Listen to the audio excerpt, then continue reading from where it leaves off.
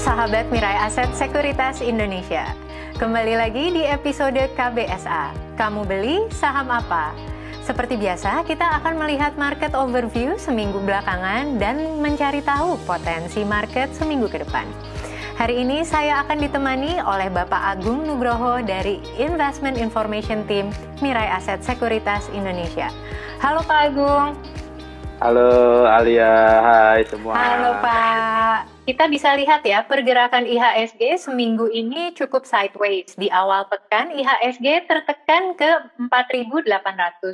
Walaupun akhirnya bisa kembali ke titik support di 4.900. Sebenarnya ada apa sih Pak yang terjadi di market? Ya, kita ikuti satu pekan ini memang diawali dari puncak, pergerakan sampai di hari Rabu itu terkoreksi, titik terendah itu di 4870. Dan sempat di hari kemarin Kamis itu bergerak sampai kembali lagi di level 49, tertinggi di close itu 4970. Berarti kembali dalam satu pekan ini pergerakan kemarin itu sekitar 2%-an ya. Market masih akan sideways karena memang dipengaruhi dari sisi ekonomi terdampak banget dari adanya COVID ya, ini secara global. Dan memang dari sisi kalau di kita di sektor perbankan itu kemarin juga membuat angin segar ya dengan melakukan perpanjangan restrukturisasi kredit sampai ke 2022 diperpanjang. Sebagai tambahan nih, headline berita terkait Omnibus Law ini mulai digencarkan ya Pak. Sebenarnya apa sih Pak dampak positif dan negatif dari Omnibus Law ini?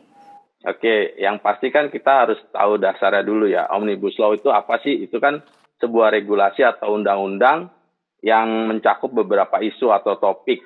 Sebenarnya sih kalau diikuti dampak positif dari ini ya ada 3 manfaat. Pertama, penerbitan Omnibus Law ini ya ini menghilangkan tumpang tindih antar peraturan perundang-undangan.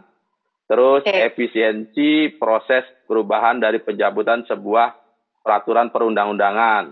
Dan yang ketiga, menghilangkan ego sektoral yang terkadang dalam berbagai peraturan perundang-undangan.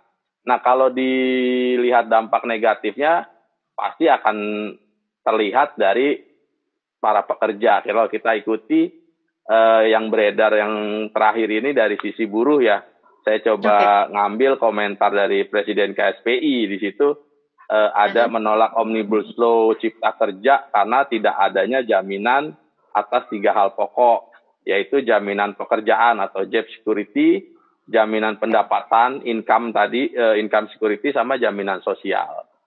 Setelah Omnibus Law, ya, berita selanjutnya yang juga masih menjadi fokus headline adalah terkait vaksinasi. Bagaimana nih Pak prospek saham-saham farmasi ke depan? Betul, di kemarin beberapa saham ya, tapi memang kebetulan kita fokus di satu saham yang saya coba angkat dari tim riset kami, itu dari sisi Kalbe Pharma ya.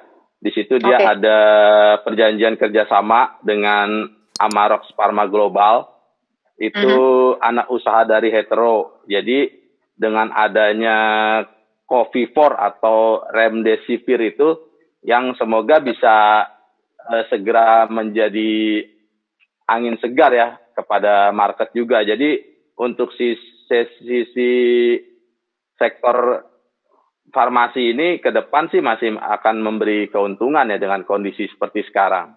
Oke, bisa jadi salah satu fokus atau sebaiknya masih wait and see nih Pak? Kalau di kami posisinya sudah harus difokus karena kita sudah masukin ke topik up. Di tengah pandemi ini kan komposisi market lokal ini mulai mendominasi nih Pak, dan tentu berbeda appetite retail lokal investor dengan foreign investor. Boleh di-share nggak saham-saham apa sih yang menjadi favorit trader Mirai Aset Sekuritas Indonesia minggu ini? Ya, favorit dari retail kita dengan foreign memang berbeda. Di retail kita, satu pekan ini kalau kita ikutkan masih fokus kepada sektor perbankan, itu di BRI, dan di sektor komunikasi itu di saham Telkom.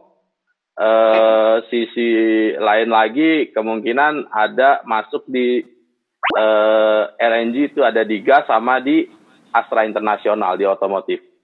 Dari sisi foreign net buy sepanjang minggu ini fokusnya lebih ke pelayaran ya. Di sini ada Buana Listia sama TOWR dan satu lagi INKP. Oke. Kalau boleh tahu nih Pak, Buana Listia dengan kode BULL ini kan memang cukup banyak diperdagangkan. Apakah ada sentimen tertentu? Kalau diikutkan mungkin lebih kepada pergerakan ekspor impor aja ya, karena memang Bull sendiri itu bergerak di bidang pelayaran lokal dan luar negeri. Jadi dia tidak terbatas kepada kapal tanker, kapal tongkang atau kapal penarik. Bagaimana kondisi di lapangan terkait PSBB yang diperpanjang ini? Oke, ini kalau kita ikuti sekarang dari tim riset kita sudah melakukan riset lapangan itu kalau diikutkan untuk mall visit setelah PSBB pengetatan ini sedikit turun ya dari jadi 10 sampai 20%. Yang sebelum PSBB pengetatan ini pengunjung di mall itu cukup lumayan tinggi 35 sampai 40%. Bagaimana dengan prospek saham-saham pilihan Mirai Asset Sekuritas Indonesia untuk next week? Oke, untuk pilihan dari topik Mirai untuk satu pekan ke depan, kita ada merubah beberapa saham yang kita masukkan untuk di topik up itu ada Mitra Keluarga, Mika, terus Hermina itu Hill, sama satu lagi tadi di farmasi yang kita bahas di awal itu Kalbe, itu kita masukkan baru untuk pengganti dari SMGR, TINS, dan Inco. Jadi total kita melihat saham-saham selain tadi itu masih diperhatikan itu CPO dan emas.